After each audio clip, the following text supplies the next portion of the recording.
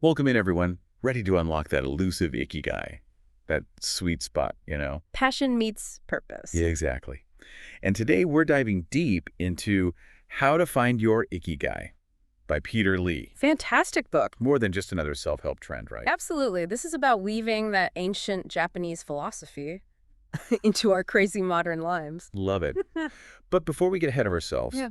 for those new to ikigai, Sure. what are we actually talking about here? Sure. How does this book define it? It's not just about loving your job, right? Oh, Because, it's bigger. yeah. Think of it like a compass, Okay. guiding you toward a life of meaning. I can get behind a good guiding compass. This book describes it beautifully as like the place where passions, talents, what you're good at, and yeah, even what you can be paid for Yeah. all come together. Wow. Okay. So it's about feeling like your existence has value Yes, to yourself and to the world around you.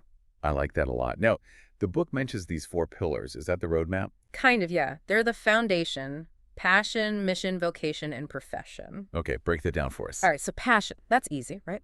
What lights you, UP? Think back. What could you do for hours as a kid and completely lose yourself in? Oh, I like where this is going. That's a clue. Okay. The book uses Marie Kondo as an example. Her love for tidying Oh, right. sparked a whole movement because she followed that deep-seated passion. So we're talking about that inner childlike enthusiasm, Yeah. but in a way that actually ADDS value to the world. Yes, and that leads us to mission. This one's about impact. Think bigger picture. Okay, this is where it gets real. It does. This book talks about Jiro Ono, the sushi master. Oh, yeah, I've heard of him. His whole life. Yeah. Crafting the perfect piece of sushi. It wasn't just making food, right? Right. It was about this level of excellence impacting the lives of everyone who, experienced his sushi. Now that's dedication. So we've got the fire inside passion, the impact outward mission, but then there's vocation and profession. And honestly, I always mix those up. Happens to the best of us. Okay, so vocation. Think of it like your skill set. What are you naturally drawn to? What do you excel at without even trying? What are those talents people always point out? Ooh, okay. The book says these often hold the key to work that feels less like work. Right. It's more like buck you. Exactly. Profession, on the other hand, that's where we bring in practicality. It's about earning a living. It's how those talents translate into something the world values, something they'll pay for. So vocation is like the superpower, and profession is finding the right outlet to actually use it. Perfect. And it puts food on the table, which is always good. Important. And the book acknowledges having all 4 pillars in perfect alignment. That's ideal, sure, but Not always reality. right. It's a spectrum. Most of us are somewhere on it. It's about striving for that balance. Makes total sense. Yeah. So how do we even begin to figure out our own unique ikigai? This book must have some tips. It does. It's got exercises, prompts, all sorts of things. One that stood out to me: what did you enjoy doing as a child? Oh, wow. The book argues that those early interests, before the pressure of being a grown-up set in, Yeah. those hold clues to our true calling. Making me think back. I used to write stories for hours, create my own little worlds. Yeah. And now I get to host a show exploring new worlds of knowledge. Maybe it's not so different after all. And that's exactly it. Those threads from our past, they're there. Waiting to be rediscovered. Yes. Okay, so far so good. But does How to Find Your Ikigai just talk theory, or does it actually show us Ikigai in action? Oh, it brings it to life. It has these amazing real-life stories. Okay, now you're speaking my language. Give me the highlights. Who are these inspiring Ikigai finders? One that resonated with me, Anna's story. She was a teacher, enjoyed her work well enough, but something was missing. That feeling. We've all been there. Exactly. That's searching for something more. So what did she do? She took a leap of faith. Quit her job, 6 months dedicated to exploring her passions. Turns out, Yeah. hidden talent for storytelling, buried for years. No way. What did she do with that? Combined it with her love for teaching and completely reinvented herself. Get out. So she created a whole new career path by following her Ikigai. Tell me everything. She started leading these creative writing workshops for kids. Wow. The perfect blend. Her love for kids, her passion for storytelling. It wasn't just about loving her job, though. Right. It was about aligning that with her values, making a positive impact on those kids. That's amazing. Finding that sweet spot where you personally thrive, but are also contributing good out into the world. So inspiring. Okay, but she can't be the only one, right? Who else can we learn from? Oh, there are more stories. There's Peter, public relations consultant, totally burnt out, unfulfilled. Oof, yeah, I feel that. Right. So he did some soul searching and realized at his core, he wanted to HLL people. Isn't it funny how we can get so caught up in the day-to-day that we lose sight of what actually matters? Yeah. So what did he DO? Instead of promoting products, he used his PR skills to make a difference, offered pro bono work to nonprofits, amplifying their missions. That's really cool. So it's not always about ditching your career entirely, right? Sometimes, yeah. But sometimes it's about finding ways to make it more... So yeah, Aligning your actions with what truly matters to you. love that. Speaking of aligning actions, there's another story I remember. Helen, the dentist, right? Oh, yeah, Helen. Her story's great. Because it wasn't the typical quit your job, follow your bliss thing. It was more nuanced. Totally. So she had this successful practice, but something was missing. She dug deep and realized it wasn't dentistry itself, it was the lack of deeper purpose. Again, that feeling. So what'd she do? She was always passionate about preventative care, Okay, educating people about oral health. gotcha. Her Ikigai wasn't just fixing teeth, it was empowering people. So she shifted her focus, still kept her practice, but Yeah. started dedicating time to oral health education programs, That's fantastic. especially for underserved communities. Even better. Yeah. So it's about those adjustments, those creative ways to weave your passions in. But so far, we've only talked about careers Yeah. and Ikigai. It's bigger than that, right? Way bigger. And the book talks about that. Okay, good. So how else does it show up in our lives? Think about relationships. Yeah. Shared passions, values. Important. They strengthen those bonds. They really do. What else? The book also dives into mindfulness, self-care, Oh, I love that. living in alignment with our values. This is all crucial, right? Essential. It's all about cultivating well-being, living a more fulfilled life. Which brings us right back to Ikigai. It's not just about chasing passion relentlessly. It's about balance. Yeah. But you mentioned something interesting. Ikigai even impacts the world around us. Absolutely. I'm really curious about that. Think about it. A world where everyone is doing work that lights them up, Yeah. work that contributes to something bigger. Okay, yeah. What kind of impact would that have? Imagine the creativity, the innovation. The collaboration. Exactly. A greater sense of shared purpose. Yes. Individual Ikigai rippling outward, creating positive change on a huge scale. Now that's a vision for the future.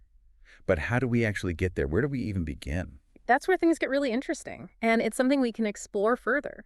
So the book, How to Find Your Ikigai, it suggests looking at systems we already have. Okay, interesting. Like what? Education, our workplaces, those big systems. Right. Makes sense. We spend most of our lives in those places. Exactly. It argues that if we can weave Ikigai into those foundational structures, Yeah? we create environments where people feel empowered to, actually discover and pursue their purpose.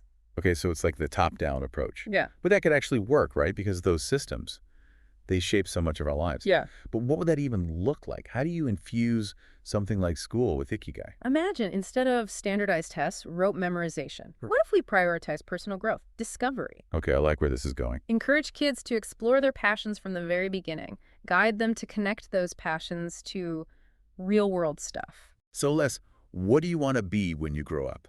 And more. More like, what lights you up right now, and how can we help you explore that? Yes. It's giving me flashbacks to those few amazing teachers who actually let us learn our way. There you go. See? It's It's- about igniting that fire, that curiosity. It's not just about making school more fun, right? It's deeper than that. Way deeper. It's about equipping kids with the tools, the confidence Yeah. to actually pursue their passions, setting them up for a good life. Absolutely. But then there's the workplace. That can feel like a whole other beast. How do you bring Ikigai into a place that's all about, productivity, deadlines, the bottom line?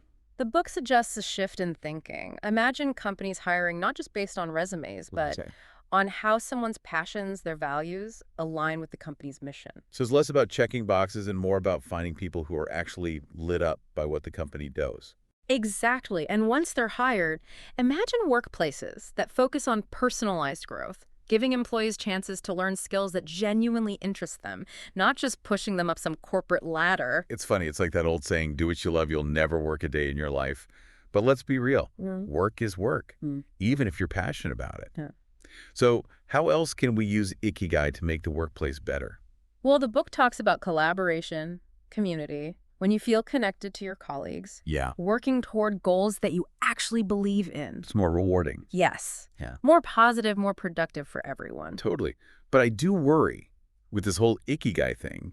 The modern workplace can be so demanding. It can. Burnout is real. It is. And the book stresses this. Ikigai is not about sacrificing your well-being. Good. It's about sustainability. Okay, yeah. Finding that balance where you can pursue your passions without burning out. Which, honestly, when you think about it, if you love what you do, maybe you're less likely to burn out in the first place because it doesn't feel like this heavy thing you have to do. Exactly. It's about shifting from I have to I get to. Ooh, I like that. Finding work that lights you up, lets you contribute your talents, that brings fulfillment, that spills over into every part of your life. It impacts your mood, your stress, even your relationships outside of work. Absolutely. Okay, so we've covered a lot.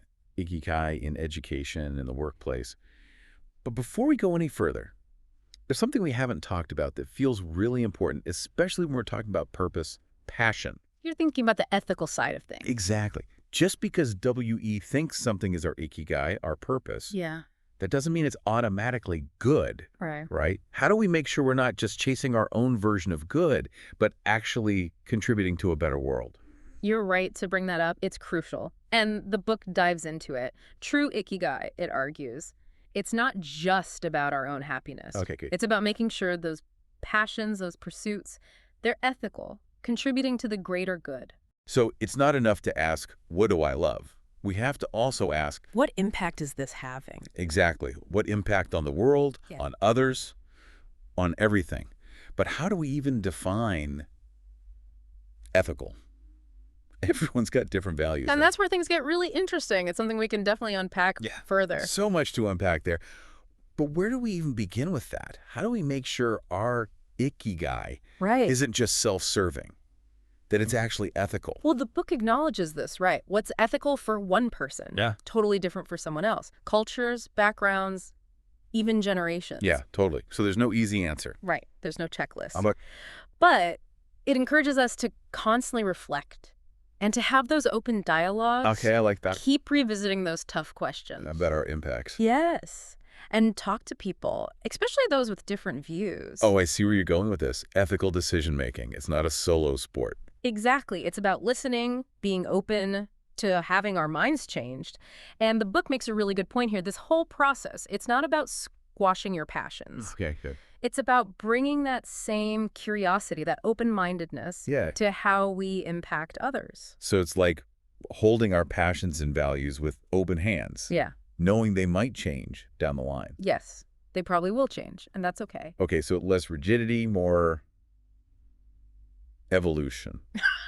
I like it. Yeah. But how does this actually play out? Any real-life examples in the book? Tons. It talks about people using Ikigai for social change, environmental activists, artists raising awareness. Okay, so it can be about those big, impactful actions. But what about the everyday stuff? Also important. Right? If we're just living in alignment with our own Ikigai, can that have ripple effects too? 100%. The book argues that when we're authentic, pursuing our passions with a sense of purpose, we inspire others to do the same. It's like, be the change. It all comes back to that ripple effect. But it's not just the work itself. It's how we treat others, the energy we bring to everything we do. It's recognizing that Ikigai, it's bigger than us. Yes. Exactly. And that brings us to the most important takeaway from How to Find Your Ikigai. Okay, hit me with it. What's this final nugget of wisdom? Kintsugi. Oh, right. We talked about that earlier, the Japanese art of repairing pottery with gold, right? Yes. Highlighting the cracks, the flaws. Instead of hiding them. Finding beauty in imperfection. Exactly. And the book says, we can approach our own WN journey with that same Kintsugi spirit. Our journey to finding our Ikigai. Yes. Embrace the struggles, the failures, those things that make us US. Okay, so it's not about being perfect. It's about recognizing that all those bumps in the road, they're part of the path. Exactly. And just like those cracks in the pottery, when we embrace our imperfections, fill them with self-compassion, resilience, the lessons we've learned, they become our strengths. They become beautiful. Wow, that's really powerful.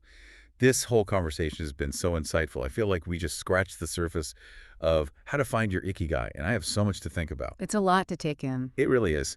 Any final words of wisdom for our listeners as they continue on their own Ikigai journeys? Just remember, there's no rule book. It's about self-discovery. It's about those passions, those values. It's about embracing the messiness and finding that unique intersection. What you love, what the world needs, what you're good at. And what you could actually get paid for. Right. But above all, it's a lifelong journey. It's not a destination. Exactly. It's about growing, evolving, and making a positive impact every step of the way. Beautifully said. And with that, we're wrapping up our deep dive into how to find your Ikigai. We hope you're feeling inspired to find your own unique path. Happy exploring, everyone! And until next time, keep diving deep.